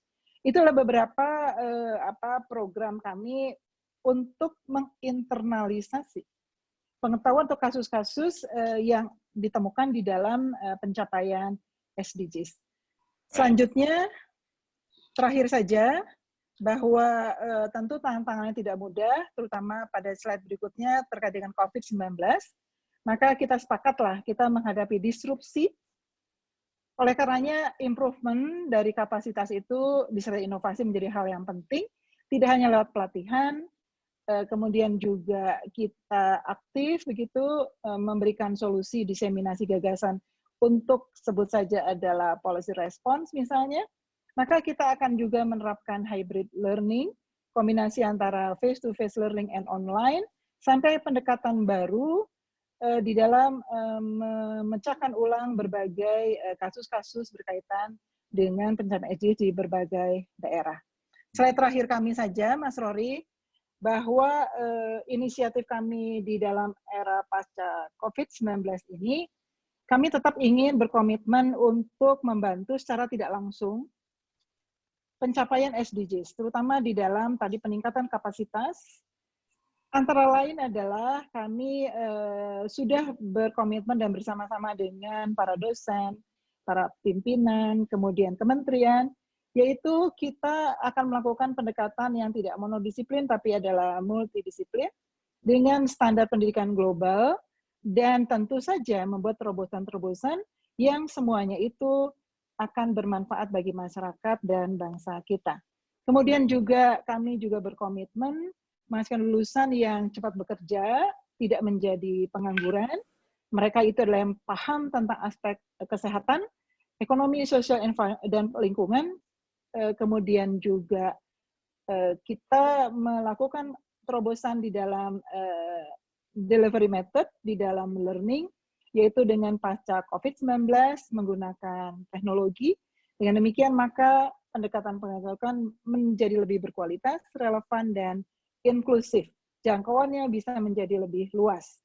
Lalu kemudian juga bersama-sama masyarakat untuk membangun a better quality community life. Dan terakhir tentu saja core kami adalah menguatkan pengembangan impact melalui riset dan pengembangan berkolaborasi dengan pemerintah dan industri. Demikian barangkali peranan kami UNPAD di dalam pencapaian SDGs, bisa langsung, bisa tidak langsung. Demikian, terima kasih Mas Rory.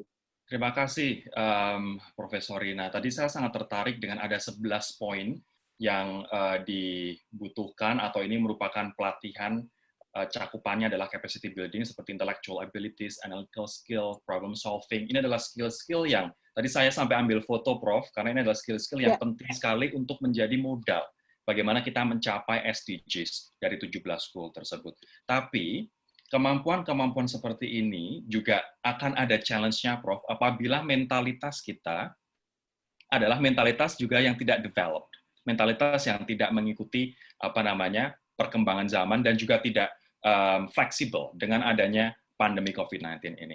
Saya ingin tanya kemudian kepada Bu Rektor, mentalitas seperti apa yang harus dimiliki oleh sumber daya manusia Indonesia, baik itu pemerintah maupun non-pemerintah, stakeholders, begitu, agar kita bisa semakin mendekatkan diri pada goal atau capaian SDGs kita?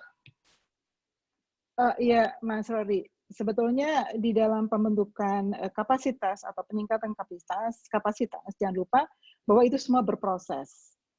Proses tersebut itu bisa disisipkan dengan berbagai muatan-muatan skill-skill tadi, disertai juga dengan, kalau di kami mencoba di dalam kegiatan kemahasiswaannya membangun karakter dan value.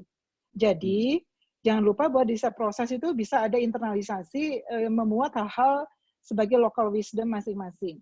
Kebetulan di UNPAD punya pola ilmiah pokok, bina lingkungan hidup, bina mulia hukum dan lingkungan hidup.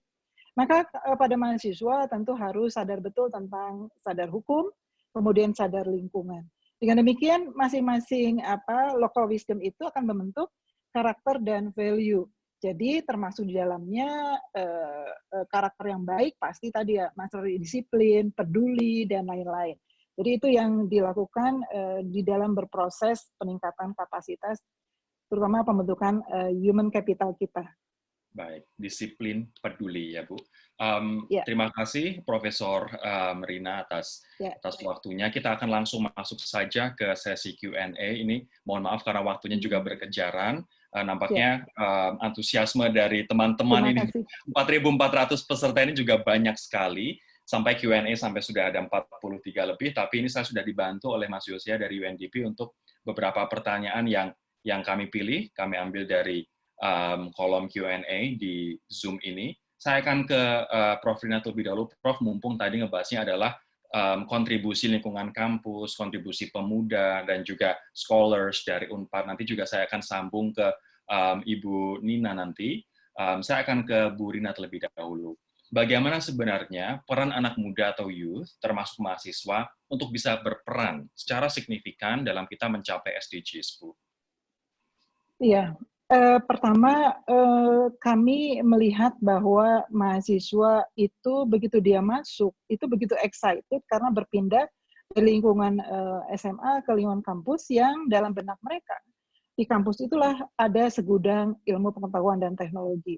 Kemudian juga mereka cukup excited karena punya teman yang cukup banyak, kebetulan masuk UNPAD cukup banyak, puluhan ribu. Maka dengan demikian mereka akan bergaul, berkolaborasi, bersosialisasi, dan lain-lain.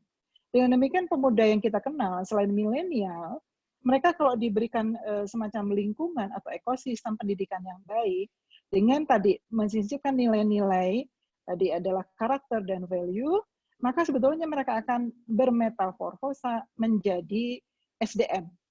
Nah, SDM itu tidak cukup, tetap mereka harus dibekali tidak hanya knowledge, tetapi yang kami yakini adalah mengikuti perkembangan impact. Jadi, katakan sekarang beruntung dengan teknologi informasi, apalagi ini COVID-19, mahasiswa belajar di rumah, mereka bisa mengeksplorasi berbagai ilmu pengetahuan, tetapi yang tidak kalah penting adalah sebetulnya mereka sering sekali harus memvalidasi, betulkah impact itu? Maka peranan dosen dan mentor itu sangat diperlukan. Nah, pergaulan itulah Mas Rory yang membuat bahwa para pemuda itu menjadi excited, kemudian juga percaya diri, kemudian juga peduli dengan lingkungan sekitar, peduli dengan masalah bangsa. Dengan demikian mereka bisa berperan lebih jauh menjadi human capital, terutama dalam pencapaian target-target SDGs. Itu menurut kami. Baik, kalau dari Ibu Nina, Bu, apakah punya pendapat seperti apa anak muda, mahasiswa, ataupun millennials bisa berkontribusi, Bu, dalam pencapaian SDGs?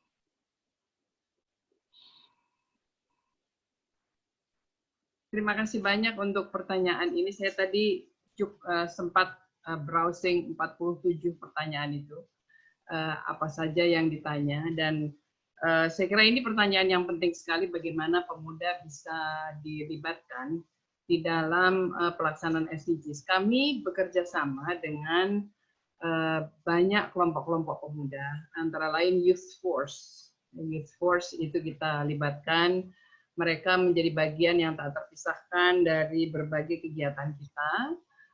Di dalam penyusunan rencana aksi nasional, kita berkonsultasi khusus dengan para pemuda.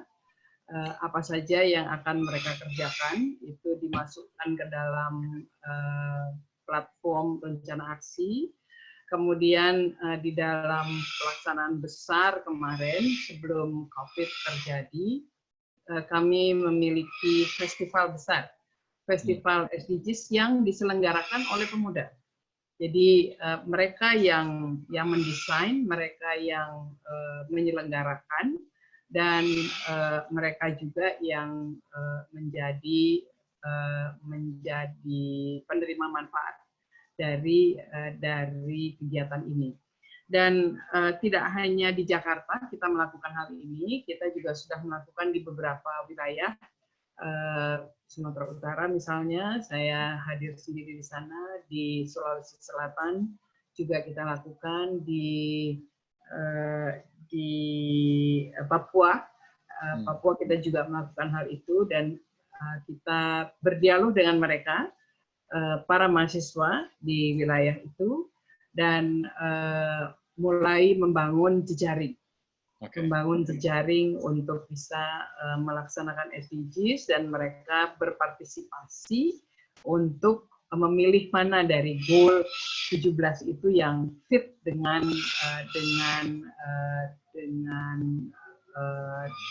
interest mereka.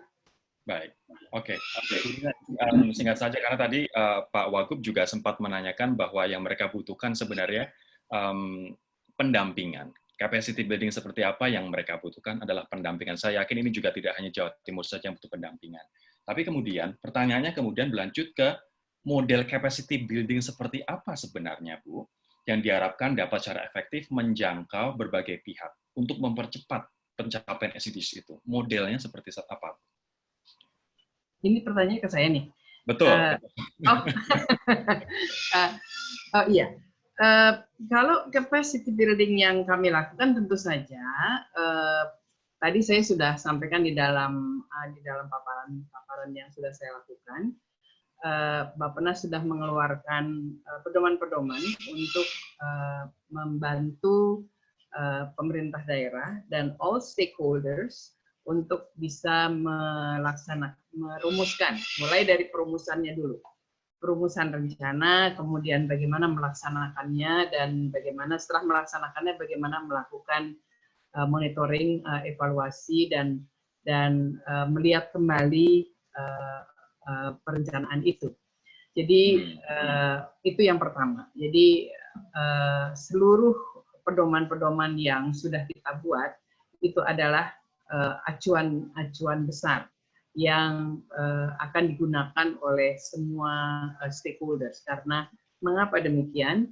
Karena kami di Bappenas kalau mengeluarkan sebuah dokumen itu tidak lagi mengerjakan membahas secara internal di Bappenas saja, tetapi kita konsultasikan. Prosesnya itu selalu berkonsultasi baik online maupun offline consultations. Jadi dengan demikian masukan dari non-state actors itu menjadi bagian yang tak terpisahkan. Itu bagian besar pelajaran yang terbesar dari pelaksanaan SDGs, bahwa pemerintah tidak boleh mengerjakan itu sendiri. dan tidak boleh mengambil keputusan sendiri. Semua berdasarkan konsultasi ya, Bu. Konsultasi dengan berbagai pihak. Dan konsultasi dengan berbagai pihak itu kita sungguh-sungguh merekamnya, dan kita to be accountable, kita punya semua masukan-masukan itu kita rekam secara sistematik. Hal-hal yang memang sangat baik dan relevan itu menjadi masukan untuk penyempurnaan seluruh dokumen-dokumen tadi. Jadi itu pertama, untuk meningkatkan kapasitas. Hal yang kedua tentu saja adalah komunikasi publik. Jadi komunikasi publik, berbagai macam sosialisasi, diseminasi informasi, ini terus akan dilakukan. Nah, dengan adanya COVID-19 ini, kami akan segera menyempurnakan strategi komunikasi kita agar selalu tetap tersampaikan informasi itu. Tadi ada beberapa pertanyaan, kok kita di kelurahan sama kecamatan belum paham. Oh, oke, ya memang itu salah satu challenge yang terbesar. Di kabupaten, data di Kabupaten Kalimantan Barat misalnya sudah ada tapi belum dipakai. Oh, oke, that's another challenge yang harus kita address. Jadi membawa SDGs ke tingkat lokal itu tidak sederhana, ya tidak jauh dari sederhana. Karena ini gedenya bukan main. Terima kasih, ya, dan ribuan, mungkin ratusan ribu stakeholders yang harus terlibat. Saya kira itu kalau boleh dari saya. Siap. Terima kasih Bu Nina untuk jawabannya. Teman-teman, para peserta, ini tadi sudah bagus sekali materi-materi yang disampaikan oleh para pembicara. Nah, semua slide akan dibagikan kepada peserta melalui email. Jadi please expect bahwa Anda akan menerima materi slides dari para pembicara ini dalam beberapa hari ke depan. Nah, selain itu ini penting sekali untuk e-certificate dari sesi ini. Mohon ini dibuka di bagian chat. Mas Yosya sudah mengirimkan di situ. Ini ada link evaluasi untuk sesi sore ini. Mohon sekali kerjasama partisipasinya untuk nama dan email dimasukkan secara tepat agar kami bisa menuliskan dan juga mengirimkan e-certificate tersebut secara akurat.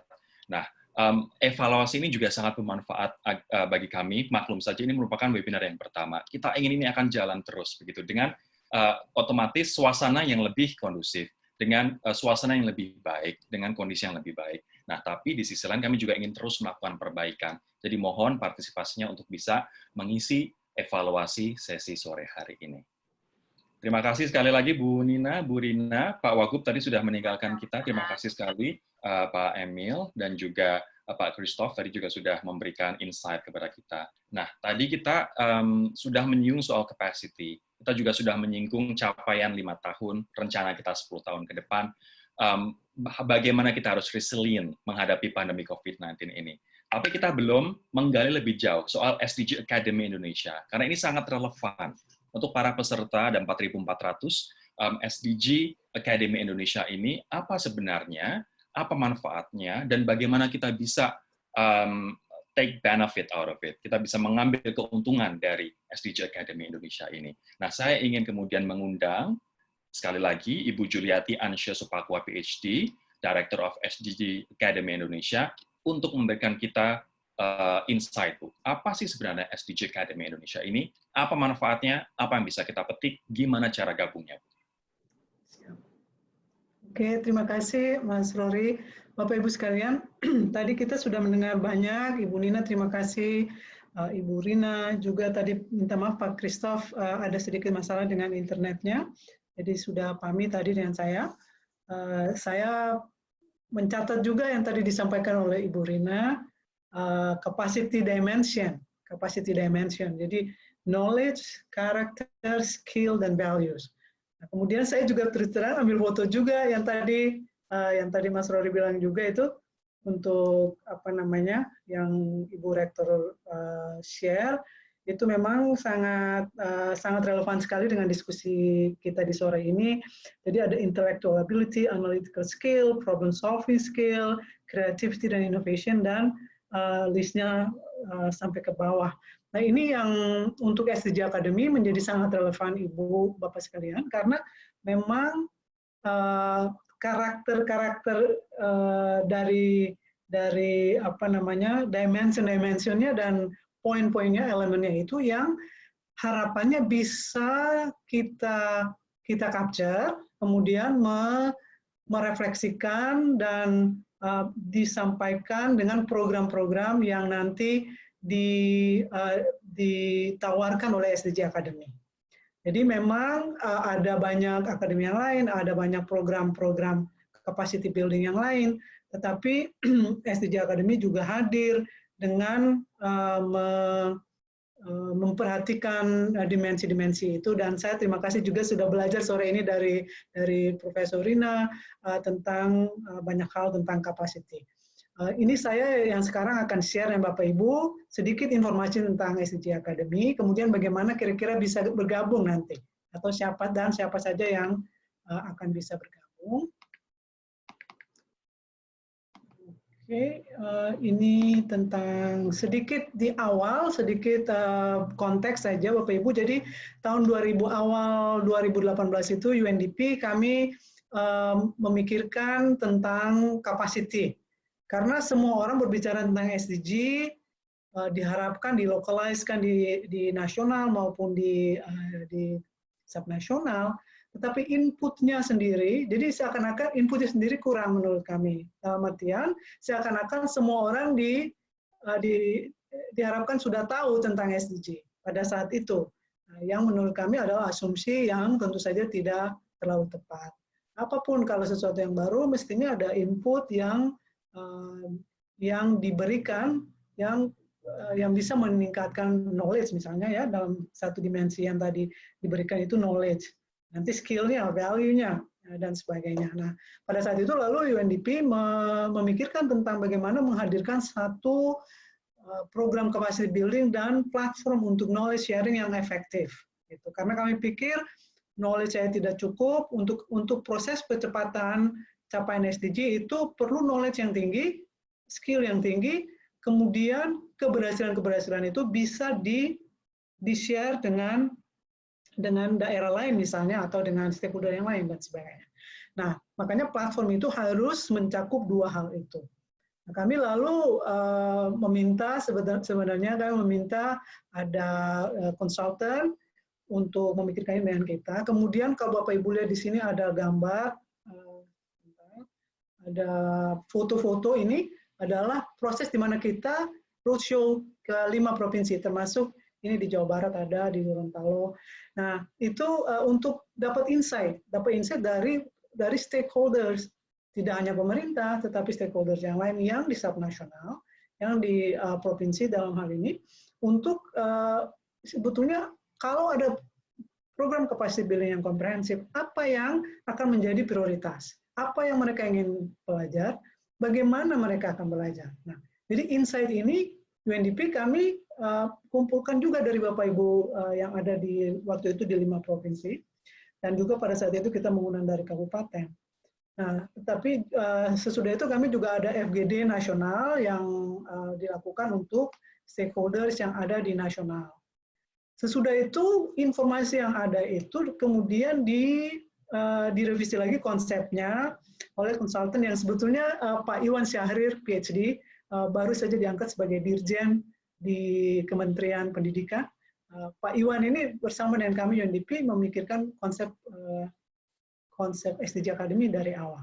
Nah, jadi waktu itu informasi yang kita dapat itu lalu di-overlay dengan berbagai hal, roadmap SDG,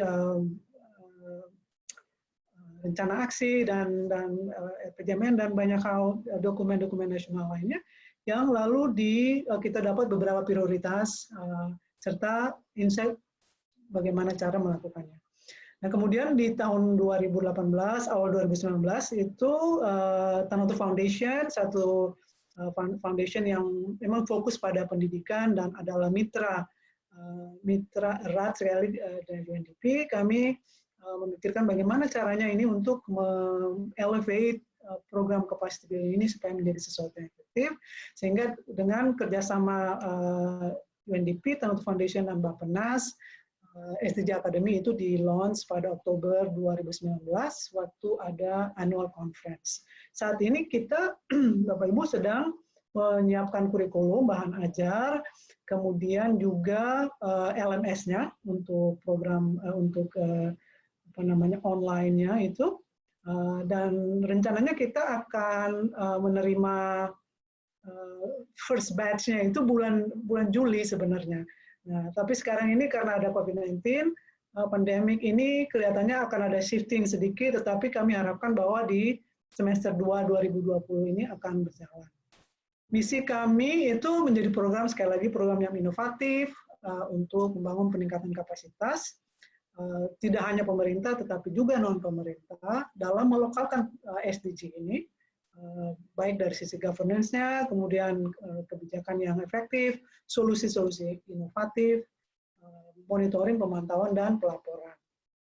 Misinya memberdayakan pemimpin di sektor baik, sekali lagi publik, dan juga swasta, untuk secara efektif dan bijak menggunakan SDG sebagai kerangka dalam membawa Indonesia mencapai tujuan agenda pembangunan di 2030. Lalu ini programnya sedikit detail, mudah-mudahan nggak terlalu lama. Program, jadi ada 3 program ya, SDG Leadership Certification Program, jadi sertifikasi, SDG Mobile Learning Program, kemudian ada SDG Study Abroad. Jadi untuk SDG Leadership Certification ini durasinya kira-kira 5 bulan. Pendekatannya ini blended learning, ya, blended learning, baik face-to-face maupun online. Coaching tadi Pak Wakil Gubernur tadi mengatakan memunculkan coaching, ini menjadi bagian dari SDG Academy, akan ada coaching.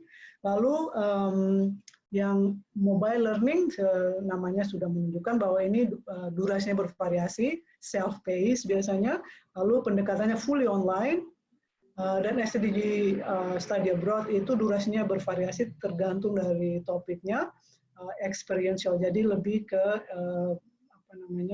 experience learning. Ya. Peserta yang bisa ikut anggota lembaga pemerintah, baik pusat maupun di daerah, non pemerintah, organisasi PBB, lembaga swadaya masyarakat, dan juga media. Kemudian profesional swasta dan filantropi, akademis juga termasuk. Jadi kami kami mengharapkan bahwa dengan menjadi semua pemangku kepentingan ini menjadi pesertanya, itu juga opportunity untuk lalu sharing di dalam batch programnya itu. Untuk program sertifikasinya itu ada 3 hal. Ya, yang pertama kepemimpinan dan manajemen, pengetahuan spesifik tentang SDG yang adalah nanti goal-nya. Kemudian area ketiga itu tugas akhir sertifikasi. Jadi akan ada tugas akhir atau capstone kalau ada yang mengenal istilah capstone, itu yang akan dilakukan sesudah ada proses coaching dan seminar-seminar yang dilakukan.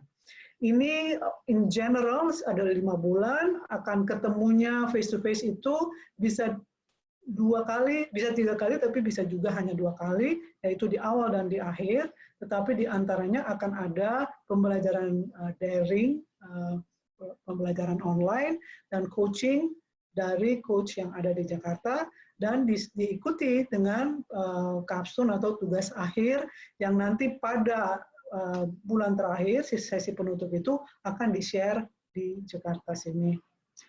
Ini tadi Bapak Ibu saya jelaskan sedikit mengenai yang kita roadshow dan sebagainya. Dari proses itu semua ada prioritas, karena ada 17 goal, jadi akan perlu untuk diprioritaskan supaya nanti sesudah ini kita akan menyusun kurikulum untuk yang goals yang lain. Tapi untuk sekarang itu ada dari 4 pilar ini, poverty reduction, improving education quality, kemudian employability, natural resource management, waste management, dan violence against women and children adalah 6 prioritas untuk rolling awal dari SDG Academy. Ya. Kemudian, sebentar maaf ini karena saya harus Oke. Kemudian keluaran yang dihasilkan tentu ada dua expected output lah gitu, outcome, yaitu untuk secara individu maupun untuk institusi.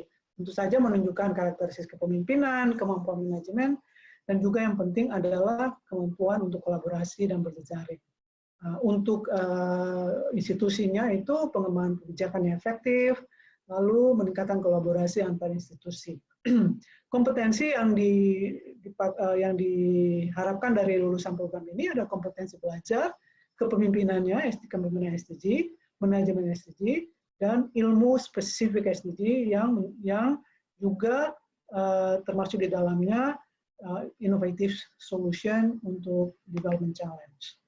Ini lokasi kampus ini Bapak Ibu ini ada Oke, jadi kita sudah punya ini Bapak Ibu. Jadi nanti rencananya tuh seminar kali ini nih dilakukan untuk sekaligus launching kampus lah. Tapi anyway, ini kampus ada di sini Bapak Ibu lihat. Ini kalau dari ini sangat strategik, sangat center. Ini monumen selamat datang. Kemudian di sini ada BCA, Menara BCA kalau nggak salah itu di Grand Indonesia. Lalu seberangnya persis ada SDG Academy. Kemudian SDG Academy selain program 3 tadi, ada juga space untuk mungkin ada discussion, baik kelompok kecil yang mungkin memerlukan whiteboard dan bisa duduk di sini, atau hanya antara 2 orang, itu space yang disediakan juga untuk memfasilitasi diskusi-diskusi demikian. Lalu bagaimana caranya? Secara official kami belum buka pendaftaran, tetapi sekarang kami sudah mulai menerima pendaftaran saja dengan cara seperti yang Bapak Ibu lihat di sini, ke website kami SDG Academy Indonesia, lalu daftar, kemudian memasukkan secara singkat data personal Bapak Ibu. Tim kami akan menghubungi Bapak Ibu apabila pendaftaran sudah resmi dibuka. Untuk ketahuan Bapak Ibu, nanti untuk tahun 2020 ini tidak akan dipungut biaya untuk semua peserta, dan kelihatannya pembiayaan yang akan nanti ditarik di 2021 dan selanjutnya itu masih dipikirkan supaya tidak memberatkan. Namun demikian untuk awal ini akan gratis untuk semua peserta. Mungkin itu dari saya. Terima kasih Bapak Ibu. Silakan kalau sudah mulai mau untuk mendaftar dan atau mempelajari lebih lanjut tentang SDG Academy Indonesia. Untuk saat ini kami tidak membuka Q&A, tetapi silakan kalau ada pertanyaan silakan ditaruh di chatting atau bisa di-emailkan ke kami. Nanti bisa dijawab atau mungkin ditaruh di website SDG Academy sebagai frequent ask question, dan Bapak Ibu bisa baca di sana. Terima kasih untuk perhatiannya. Sekali lagi, selanjutnya saya kembalikan ke Mas Rory. Bu Anca, terima kasih. Ini menarik sekali programnya, dan saya pikir nanti pasti banyak banget yang mendaftar. Sekali lagi, untuk pertanyaan bisa di email ataupun ada di nomor telepon yang ada di website dari SDG Academy Indonesia. Nah, teman-teman partisipan ini yang bertanya banyak sekali, ada 64 pertanyaan, tapi mohon maaf kami hanya bisa menjawab 2 pertanyaan tadi. Itu pun kita sudah molor 25 menit dari waktu yang dijadwalkan. Ini karena begitu banyaknya materi atau ilmu yang ingin dibagikan dan begitu excited-nya kita untuk belajar bersama-sama di webinar kali ini. Sekali lagi terima kasih partisipasinya untuk webinar kali ini. Saya juga mengucapkan terima kasih kepada narasumber Ibu Nina, Ibu Rina, kemudian ada juga Pak Wagub, ada juga Pak Christoph, Bu Anca terutama, dan juga seluruh peserta dari Sabang sampai Merauke yang excitement-nya luar biasa. 4.400 peserta ini untuk webinar pertama. Jadi kita ketemu lagi untuk webinar bulan depan, semoga tentu saja dengan situasi yang jauh lebih baik jika dibandingkan dengan saat ini. Nah, jangan lupa teman-teman untuk follow juga akun sosmed SDG Academy Indonesia di @sdgacademy_id. Sekali lagi @sdgacademy_id. Terima kasih. Ketemu lagi bulan depan. Terima kasih. Sehat selalu, teman-teman semua. Sehat Sehat selalu selalu. semua. Tetap semangat, tetap positif. Ibu Rina, Ibu Nina, terima kasih banyak Mas Rory. Selamat sore. Terima kasih. Terima Selamat kasih. sore. Semua. Mari. Sore. Flori, terima kasih, Bro Flori. Terima kasih, Bu. Terima kasih.